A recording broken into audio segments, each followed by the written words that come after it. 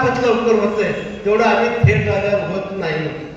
ही सर्वांच्या तक्रारी आहे आणि मला असं वाटतं मी जाहीरपणे तुम्हाला मांडतोय, ह्या तक्रारी येता कामा नाही. आपल्या दलालाची जी संख्या आहे ती कमी झाली पाहिजे. तुम्ही जर म्हणत असाल जाहीरपणे नावं पण सांगू, काही अडचण नाही, पण त्याची दलाली बुडू नये, पण बुडायची हरकत नाही. पण मला असं वाटतं की आपण ह्या बाबतीत सुद्धा विचार करावा. थेट नागरिक जर आला तर त्याला तात्काळ न्याय देण्याचं काम हे आपण केलं पाहिजे. तर ह्या समाधान शिबिरातून आम्ही आउटपुट चांगला घेऊ शकतो. अन्यथा समाधान शिबिर समाधानासाठीच होतं, प्रत्यक्षात पूर्ती होणार नाही. आणि मग छोट्या छोट्या गोष्टी आहेत, ह्या गोष्टी आपण कुठेतरी संपवल्या पाहिजे. प्रत्यक्ष अप्रत्यक्षरित्या आपल्या परिसराच्या आपल्या विभागाच्या काय अडचणी आहेत हे तुमच्या लक्षात यायला पाहिजे. तुम्ही न्यायदंडाकारी दंडाधिकारी ही न्याय मिळायची आम्हाला हीच व्यवस्था आहे. म्हणजे आम्हाला मंद्रुपला अप्पर तहसील कार्यालयाचा आनंद वाटला पाहिजे. इथं जर आम्हाला न्याय मिळाला, इथं आमच्या कामाचा निपटारा झाला तर मला असं वाटतं की आम्हाला वर जायची पाळी येणार नाही, जिल्ह्याच्या ठिकाणी जायची पाळी येणार नाही, तालुक्याच्या ठिकाणी जायचे छोटे छोटे प्रश्न. मला असं वाटतं या जर मी पूर गस्तावर पाहत असताना अनेक शाळा नादुरुस्त झालेल्या, आपल्याकडे प्रस्ताव जायला पाहिजे, या शाळेला दुरुस्तीसाठी पैसे मिळाले पाहिजे. काही शाळेला मिळाले असते, काही शाळेला मिळाले नसते, पण ज्याही शाळांना प्रत्येक शाळा ही पूरग्रस्तामध्ये जे नुकसान झालेलं आहे हे नुकसान भरपाई शाळेला सुद्धा मिळाली पाहिजे. म्हणजे आपल्याला नम्र विनंती, आपण सर्व अधिकाऱ्यांना सूचना द्या. जे तलाठी असतात, तलाट्याकडे 2 गावं आहेत, 3 गावं असतात, मी मान्य करतो, कारण तुमच्याकडे पद रिक्त असतात आणि रिक्त पद असल्यामुळे कुणांतर द्यावं लागतं. पण ज्या दिवशी तलाट्यानं जो वार्ड ठरवावा, 2 गावं आहेत तर 2 गावाला कोणत्या दिवशी राहणार आहे त्या दिवशी मात्र 10 वाजता कंपल्सरी राहावं. नाही तर मग शासनानं जे ठरवलेलं आहे मुख्यालयाला राहायची सोय, मला असं वाटतं अशी जर तक्रार आली की आम्हाला तलाठी भेटत नाही तर मी तुम्हाला पुढच्या काळामध्ये पत्र देईन की हा तलाठी मुख्यालयाला राहत नाही. शासनाचे आदेश असे आहे की प्रत्येक अधिकाऱ्याने मुख्यालयाला राहा, पण सोय गैरसोय होत असं म्हणून त्याच्यावर तक्रार नाही. पण मला असं वाटतं की ज्या तारखेला ज्या वाराला आम्ही सांगितलंय तिथल्या नागरिकाला त्या वाराच्या दिवशी कंपल्सरी त्या गावात हजर राहिले पाहिजे. समजा काही तात्काळ अडचण आली असेल त्या दिवशी तर त्याला 2 दिवस अगोदर कळायला पाहिजे, आज अशी अशी मीटिंग आहे आणि आम्हाला विचारू द्या.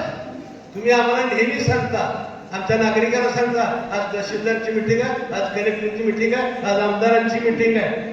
कुणाची मीटिंग नसती, पण तरी पण ह्या सामान्य नागरिकाला आपले तलाठी आणि सरकार दिशाभूल करतात आणि कुणीही येत नाही.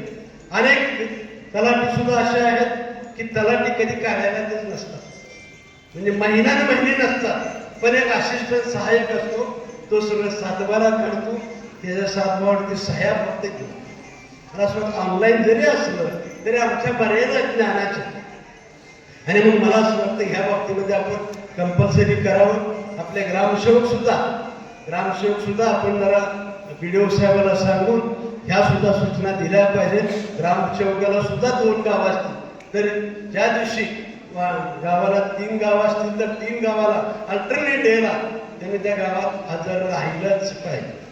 जर माझी नागरिकाला विनंती आहे, तुमच्या गावात पुढच्या आठवड्यामध्ये तलाठी ग्रामसेवक कोणत्या वारी आहे, जर पूर्ण दिवस असेल तर मग काय अडचण नाही, फक्त तुमच्या गावासाठी जर असेल तर 365 दिवस राहणं गरजेचं आहे, सुट्टी सोडून.